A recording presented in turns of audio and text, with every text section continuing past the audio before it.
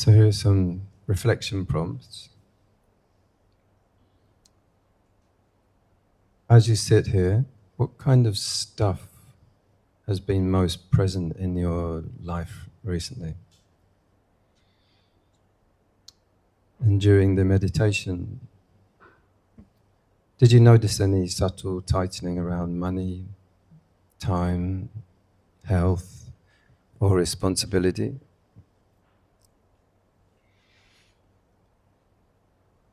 Can you sense how much of your stress comes from events themselves and how much comes from what the mind adds to those events? Or is there one ordinary pressure you've been carrying that you normally don't name or question? So just some reflections, but there's an open forum, and you're very welcome to contribute. It'd really be good to have broad input from everyone, so it also helps us to get to know people's issues and so on. There is a microphone there. Grace?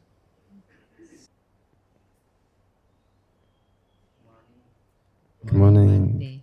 Is that on there? Yeah. I think it's on. Yeah. Good morning, Grace. Yeah, you were saying what reflections by being here. Yeah, I think I made some I would say wise decisions, or maybe about suffering. And daily we come across people or things and which makes you flinch, or sometimes you get upset. So my reflections is based on, by not being too concerned about what the other person is saying to you. You normally when we react, we just listen. We don't pay attention to that person. But I feel that by paying attention, looking at the person and listening what he is saying, sometimes that few moments will sort of reduce the anger which is going to arise. So sometimes when I do that, that person will turn, instead of looking at him being aggressive, it's been funny, the way he expresses himself, and then the way he reacts and his actions. Then I look at him, oh, so funny. So it sort of lessen our suffering, because daily we'll be meeting lots of this type of people, right? So the reflections is actually very helpful, very, very helpful in being grounded more than reacting. What do you think? So if I just feedback, so when you're meeting all kinds of different people, right? All kinds of different people, yeah? And they are speaking to you in a way which is aggressive. That often we react in the past with emotion. You just jump back. They give you aggression, you give aggression back, you get angry back. But you've chosen to sort of take a different approach, to listen to them and just look in a kind of way which makes it more fun and enjoyable instead of angry. Is that right? Yeah. Did I get that? Yeah. Yeah. My first response is to be careful that you're not mocking, that it's not seen as mocking or laughing at them, because then it can increase whatever is their anger and their aggression. So it's something that you need to be a little bit careful. But on the other side, if you're in a state of joy, you're closer to equanimity. So there's sort of joy, happiness, and equanimity. And with equanimity, you'd be beyond an emotional reaction.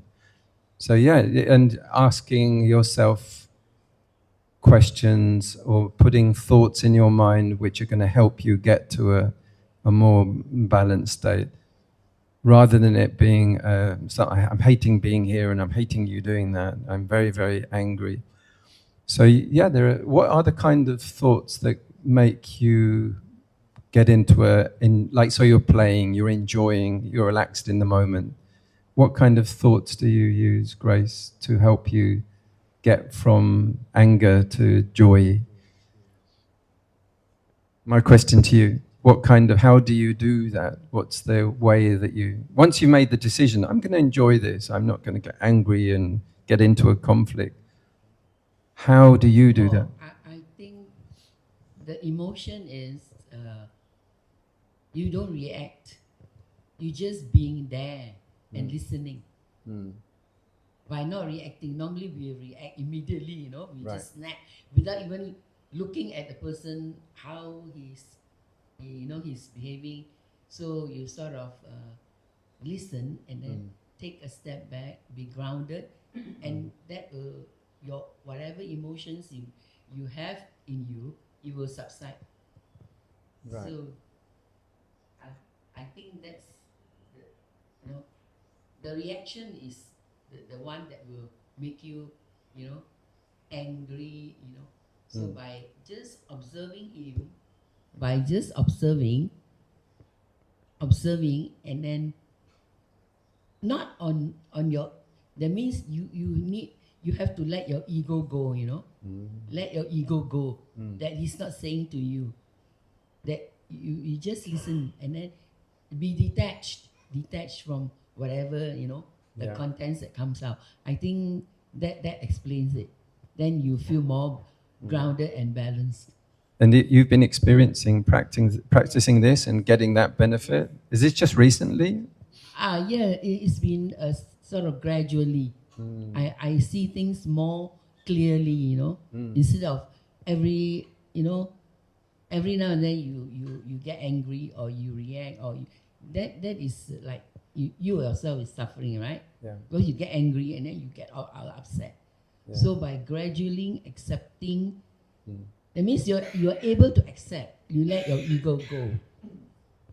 Is it right? It sounds very right in terms of seeing clearly. So that's the translation of that is vipassanā. So seeing clearly is one of the aims. The other thing is what I notice, you're describing a mindset that's very flexible. And that's also a good sign that when you're staying in the low emotional states of mind, you tend to be very rigid and I'm right, you're wrong, and we're gonna bang heads. You're meeting rock with rock.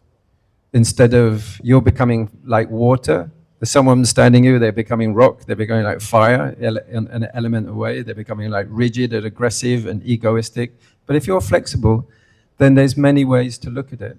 That's why I was interested whether you have a go-to thought which helps you get to there. Like I have a friend and often I notice him just say, that's interesting. And rather than go, that's wrong, he'll say, that's interesting. And he'll just sort of like consider it rather than jump in. Just that one statement is putting him in a more neutral place. I'm going to take a look at that. I'll just look at it carefully. I'll consider it in my own time rather than jumping into to have another emotion, a rock against a rock, like that. No matter what it is, if it's something very provocative, it's just to say, that's interesting, we'll take our time to consider. I understand your point of view. I can hear what you're saying. I can hear that you're raising your voice. I can hear that your eyebrows are going up. You're staring at me. That's interesting. I've noticed that. I'll make a note of that.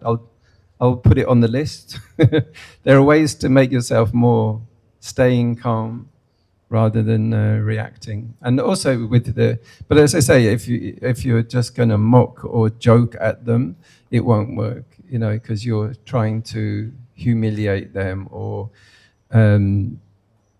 discredit their thing. But if you're taking them also seriously, like the first thing you're saying is very interesting, is listening. Because often maybe that's what they're not used to. And if they're getting louder and bigger, you say, okay, I'm listening. I respect your feelings. It's interesting that you react like that. So all of those are good. And I like what you're saying, that it's helping you stay clear rather than two people getting angry. You know, like the Buddha said, this famous story with when somebody was giving him abuse, throwing abuse, more and more abuse, and then he asked him, "What, do you have friends? Do they sometimes come and visit your house and you'll put out food?" And this person was abusing. He said, "Of course I've got loads of friends. You haven't got any friends. I've got loads of friends. And do you put food out for them like we have here?" And he said, "Yeah, I put out food. I've got plenty of food, not like you beggars, you shaven-headed beggars." And he says, "Oh, well, if he doesn't take that food, then to whom does the food belong?" And the man says, "Well, it belongs to us." And he goes, "Well, it's the same with all that abuse that you just all put out." He goes, "I don't accept any of it. It's your property. You can take it home with you if you like. But I'm not taking it home with me." So the Buddha showed that, how not to accept if somebody is giving out abuse, you don't have to take it in your mind and go away with it. And therefore you can remain clear and flexible and even enjoy the moment. That's very good, very good practice, I think, if you can manage to do that. So long as, like I say, it's not going to make them more aggressive or violent or something like that. So if you're looking and you're taking them seriously and saying, "Yeah, I hear you," if you're just saying that, if someone shouts at you and just shout back, it's clear you're not listening. You know, so if they shout, "Okay, I can hear you. We're only not far away." It's like, you can lower your tone, and I'd like to listen. But you can also request that. Say, "Could you lower your voice? I am interested in what you have to say. I am listening." And then that can help to be not just violence meets violence.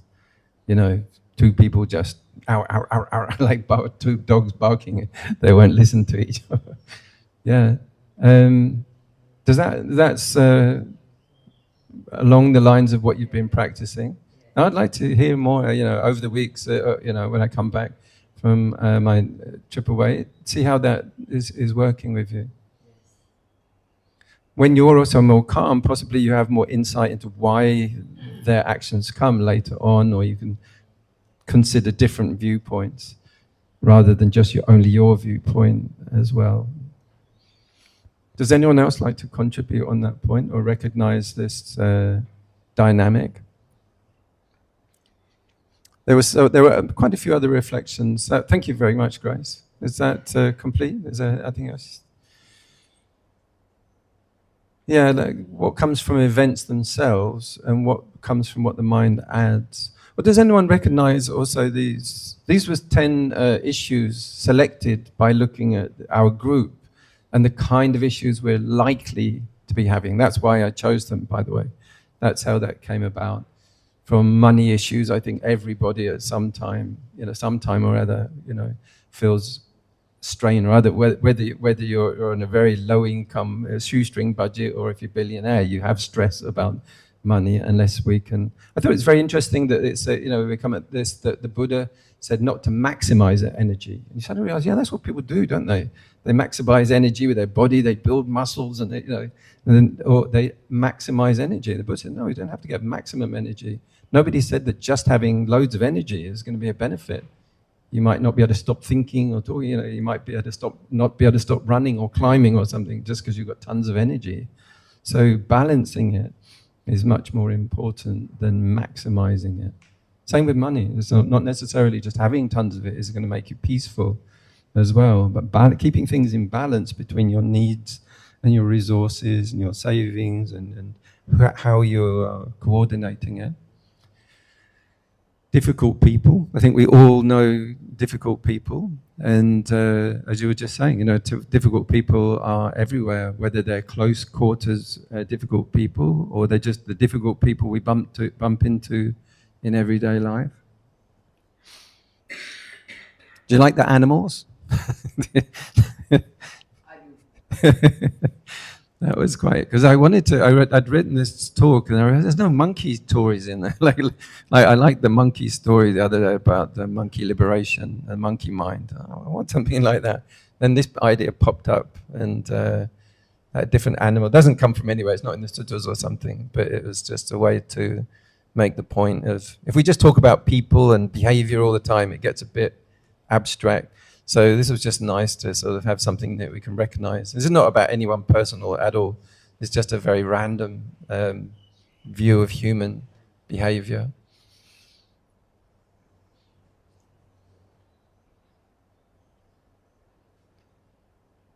What happens when that pressure that you noticed, without trying to fix it, the pressure is just noticed? This is also what you're saying, is that you just notice the effect and you don't follow it, right? There's that gap. This is what the mind the gap idea was here. What happens when that pressure is noticed without trying to fix it, explain it, or justify it? This is also very different in sort of analysing other people than just noticing that the gap between the first moments and then the reactions going on. And say, okay, I don't have to feed that. I don't have to listen to the stories that come out. That feeling of falling behind, is that something people could relate to as well? A sense of needing to catch up or compare with siblings and all? Is that something you also recognize? Any of the other ones that stood out to people that they'd like to ask questions or raise comment or opinion or point out? Feel free. Jan, please. Jan, sorry. I keep making it Chan, like it's more Jan right there. Okay, Jan.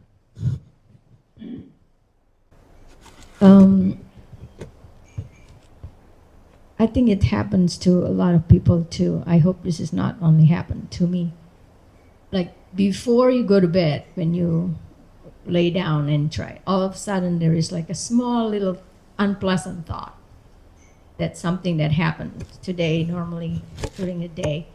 And somehow when you say about the mind add to it, not really the situation itself, but your mind keep adding to it. Like making the small problem becomes big and then keep you from sleeping because you just can't help to keep thinking about that. And you know this is something that you need to just pull back, or like you said, mind the gap. Like, because the next morning when you think back, it's like, how did I lose sleep over that thing? It's such a nothing. I mean, it is a problem, and you still have the same day. The next day, it's still the same problem, but we look at it differently. Like, don't understand why last night I could not sleep. Like, I lost 2 hours for that silly thing. So what, if you have any suggestion how to, even though you realize, but it's hard to shut your mind or bring it to something else.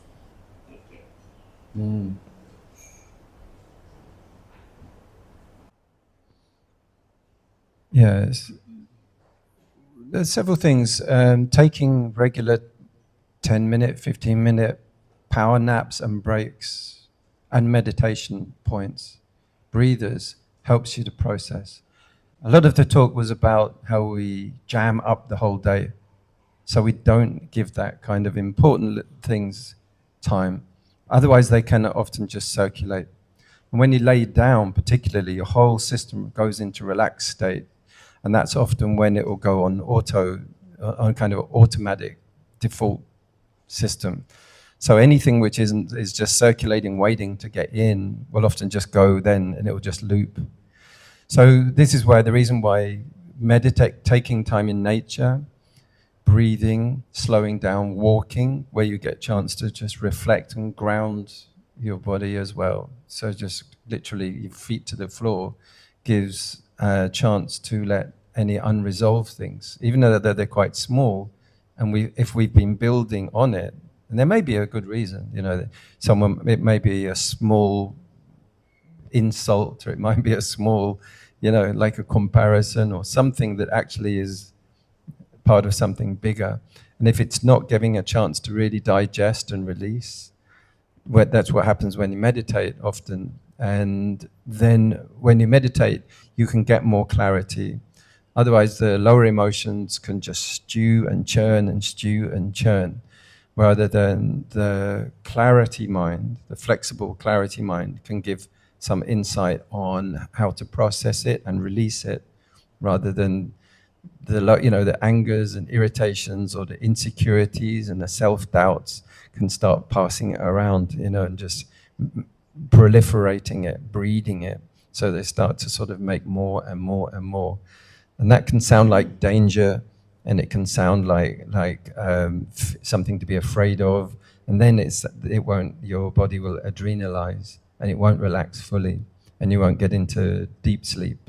You won't get into REM, deep sleep, when you can really, really relax and just stay nervous sleeping like that, shallow sleeping, which isn't really deeply restful.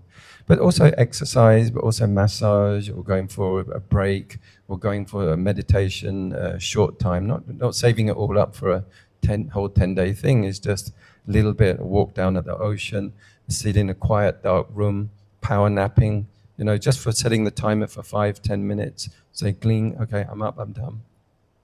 Getting the system to reset, rather than if it's always on automatic, then that will often prevent good sleep. Where I had a headset that showed the brain waves during meditation and during sleep, and I was really smart. I always thought that in sleep, you go into something deep, dark, and clear. But the mind is really active during sleep. It's when you meditate, it does go into a very clear brainwave state. It's much more harmonious. But a lot of that tension will be stored up in the body.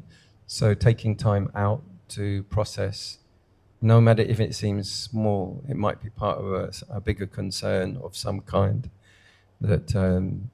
Or you practice letting go of it.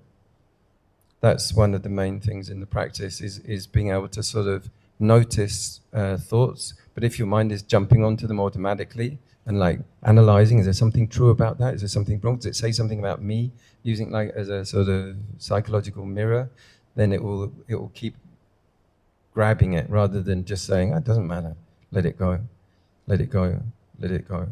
The letting go part, and not attaching, and also not identifying. Often, like I say, if you think it says something important about you, then you won't let you go to sleep. There's no something important. Wait. There's something more. There's something more. There's something more. There's something more. So that detaching and not attaching and not craving to I want to know.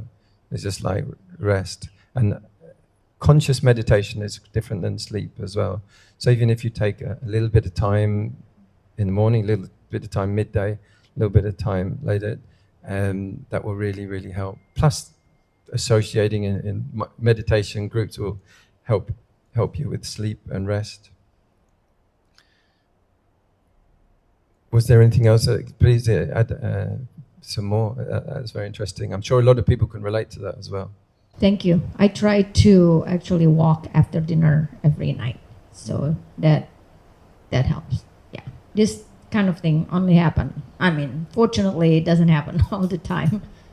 It just, sometimes that you have those days that just your mind cannot let go. Let go is the hardest thing.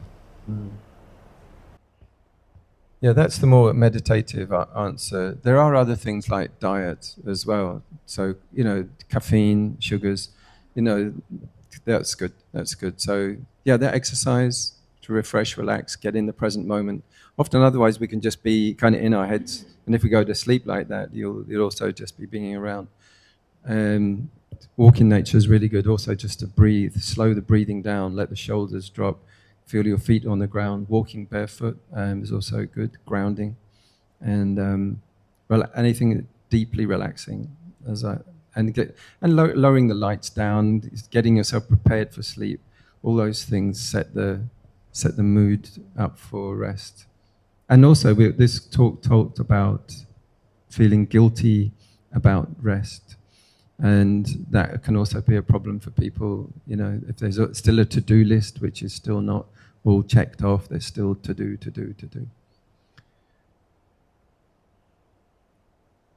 Yeah, and regular meditation is one of the things. Also in the Mettā meditation we talked about is doing that, is sending out loving kindness. So if it comes from things like a comment from someone, there's still clearly, there's a thing there between you, is to send loving kindness.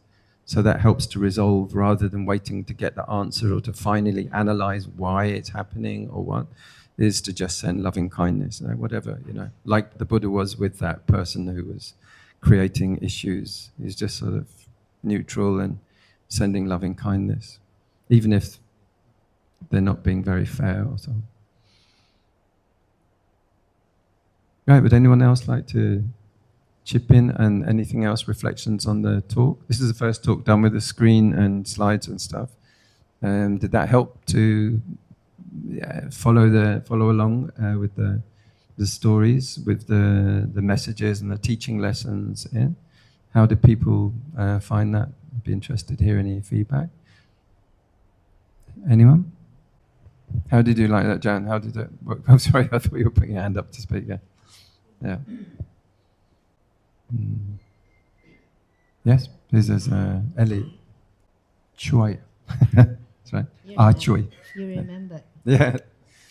Okay. Of course, with all the slides, Bante, it's much easier to follow, and I think you have a very different, unique approach, to sharing the Dhamma with us. These are all like everyday experiences, encounters, and how, we, from the Dhamma perspective, look at them, handle them. Okay, so, and I really sincerely appreciate, the effort you went to set this whole thing up for us. I really feel like very blessed, and I'm sure all the rest do. Can I just ask you, are all those slides your own illustrations? Yeah. Fantastic, isn't it? Can we give Bante a big clap? Okay. I know you did mention that you used to work as an illustrator. Are you still doing it on a part-time basis? Yeah. This is my part-time basis. Wonderful. Yeah. Thank you so much. Yeah. Yeah, there's this problem I've confronted a lot with being a monk is often the standard or traditional or common way of doing it often is we've filled our heads with these blocks, the 8 this, the 5 this, the 7 this, the 6 this, and then people just sort of push that out and then let people make sense of that.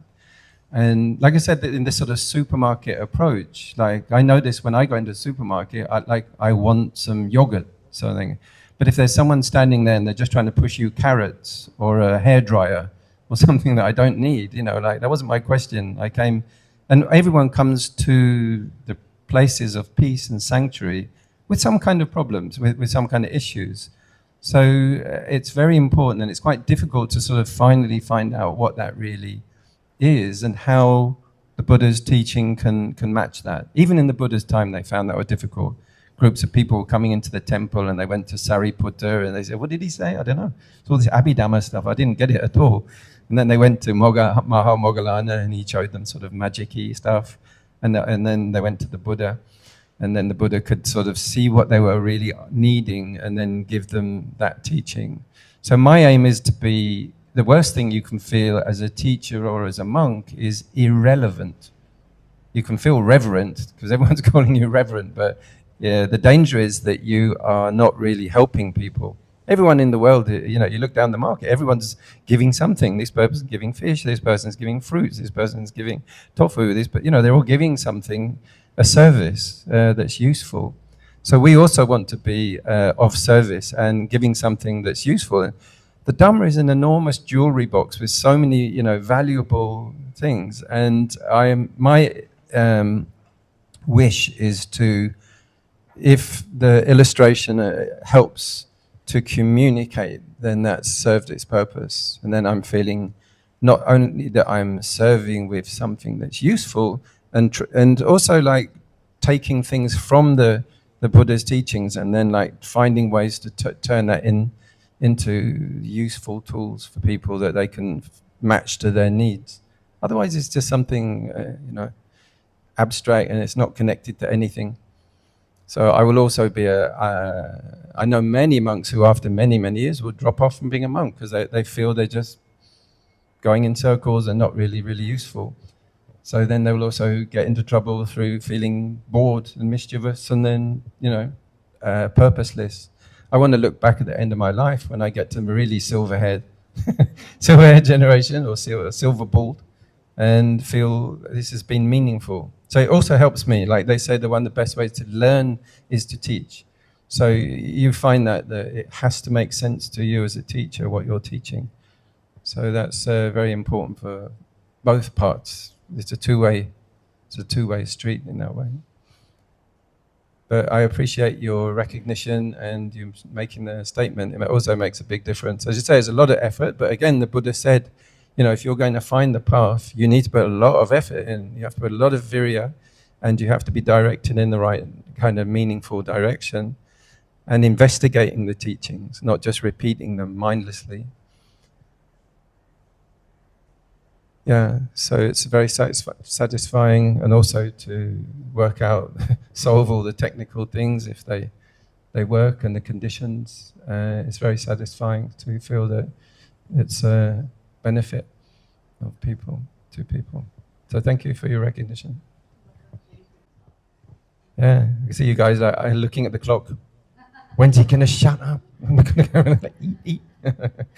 Yeah, so no, thank you very, very much. And let's put our palms together, and Abbey will lead us in the Anumodana.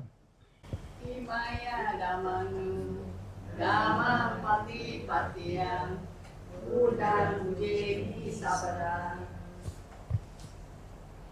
Imaya damanu, dhamma pati patiyam, dhamma mujeni sabada. Imaya damanu, dhamma pati patiyam, sangham mujeni sabada. Sadhu, sadhu, sadhu. Yeah. Someone started offering me high quality bread, so you can say sourdough, sourdough, sourdough. I like that, Wendy. Got to get one pun in there.